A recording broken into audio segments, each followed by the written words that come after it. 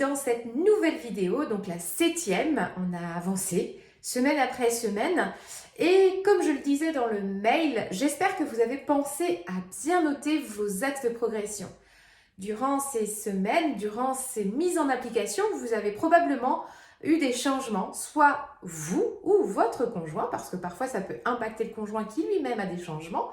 N'hésitez pas à vous les noter dans un carnet de bord. Si vous l'avez commencé depuis le début, c'est génial. Et si vous ne l'avez pas encore mis en place, c'est le moment, allez-y.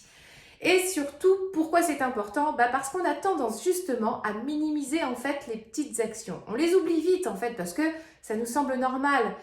Il a changé, il est comme ça. Ouais, mais enfin bon, c'est normal et c'est aussi ce que j'attendais. Eh ben non en fait. Chaque petite nouveauté a son intérêt et surtout, il faut savoir mettre de la valeur à ces petites choses. Ce ne sont pas des petites choses.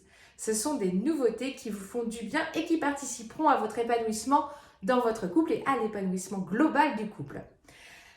Alors, après cette mise au point par rapport à la valorisation des petits changements que vous pouvez avoir dans votre couple, nous allons parler de quoi cette semaine ? Eh bien, nous allons parler de l'amitié. Le titre de cette partie, c'était un couple est avant tout une équipe. Eh bien oui, et comme dans toute équipe de sport, moi j'ai fait partie d'une équipe de sport, eh bien pour que l'équipe évolue bien sur le terrain, à l'époque je faisais du basket, on créait des cohésions d'équipe pour créer du lien les uns avec les autres, pour que ça puisse être fluide sur le terrain, qu'on se comprenne, qu'on s'entende, qu'on se parle, etc. Et pour créer ces liens, on nous faisait partager des journées ensemble et où on apprenait en fait à se connaître. Et dans ces apprentissages à se connaître, on pouvait devenir amis avec les autres. C'était l'objectif en tout cas.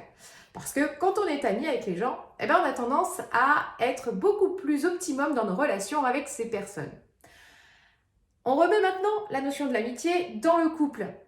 Au début, avant d'être en couple, on est amis. La plupart du temps, c'est un peu comme ça qu'on commence en fait. Et puis au fil des ans, la notion d'amitié finit par disparaître. D'ailleurs, si on y réfléchit bien, quand on pense à un ami, jamais il nous viendra l'idée de lui dire « Lilo, tu pourrais quand même changer là ce comportement-là parce que franchement, ça me va vraiment pas.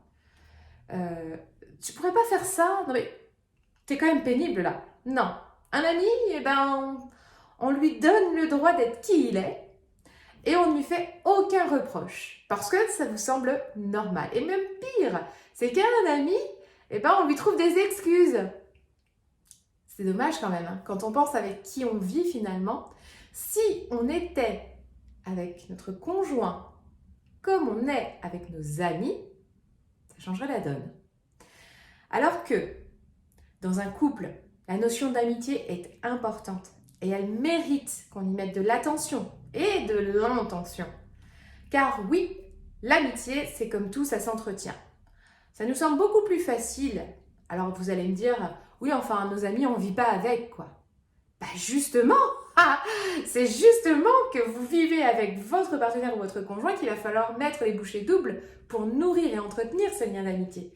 Parce que oui, votre partenaire doit devenir votre meilleur ami. Vous avez cette relation privilégiée et elle doit être unique parmi les autres. Alors oui, vous allez aller voir vos amis quand vous allez traverser des périodes difficiles ou voilà, parce que vous avez besoin de vider votre sac, etc. Ok, et oui, à ce moment-là, vos amis, ils sont pour vous comme des bouffées d'oxygène.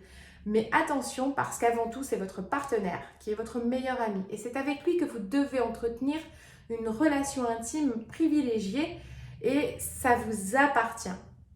On va partager certaines choses, mais attention de ne pas tout partager pour que justement ce lien soit renforcé en fait. Apprenez à agir avec lui comme vous agiriez avec vos amis. Ça vous permet de vous poser des questions. Et d'ailleurs, côté questions, on va aller du coup sur l'exercice. L'exercice de cette semaine, vous allez vous intéresser à des couples, alors qu'ils soient connus ou inconnus, que vous voyez ou que vous rencontrez dans la rue, ou même des amis, ou des couples aussi mythiques, des couples de stars, etc.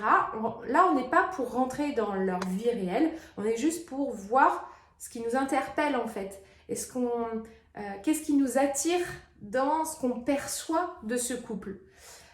Et du coup, c'est de vous poser la question pour vous-même, est-ce que j'ai été dans une relation comme ça avec mon partenaire, même au début ou à un moment donné de notre relation? Est-ce que j'ai envie de retrouver ça dans mon couple aujourd'hui? Bien évidemment, on ne reste pas dans le constat, hein. L'idée d'après, c'est de mettre des choses en place et de mettre en action. Qu'est-ce que je pourrais faire pour que nous soyons dans ce type de relation que j'affectionne finalement? Et puis ensuite, eh bien, c'est le passage à l'action, mais qui va être récurrent. Parce que oui, encore une fois, ça s'entretient. C'est pas à faire une fois, c'est pas à faire deux fois, c'est à faire tout le temps, régulièrement. On nourrit cette fameuse relation d'amitié. Donc, on essaye de réfléchir, en résumé, hein, on essaye de réfléchir à un type de relation de couple qui nous plairait dans cette idée d'ajouter cette amitié et cette relation, ce lien unique entre vous. Et on essaye de voir ce qu'on peut faire pour créer cette alchimie et retrouver ce lien d'amitié avec son partenaire. Et ensuite, on essaye que ça devienne un automatisme régulièrement pour que ce soit fait tout le temps, en fait. C'est un changement, on doit à ce moment-là changer un comportement pour avoir une nouvelle habitude qui vous permettra de travailler ce lien d'amitié que vous devez avoir avec votre partenaire. Car oui, c'est un soutien profond. Eh bien voilà, j'espère que ce passage vous aura créé peut-être des déclics et vous avancerez sur l'obtention d'un lien particulier avec votre partenaire. Quant à moi, je vous retrouve la semaine prochaine pour un nouveau passage, un nouvel axe de travail qui visera encore plus dans l'épanouissement de votre couple. À très vite!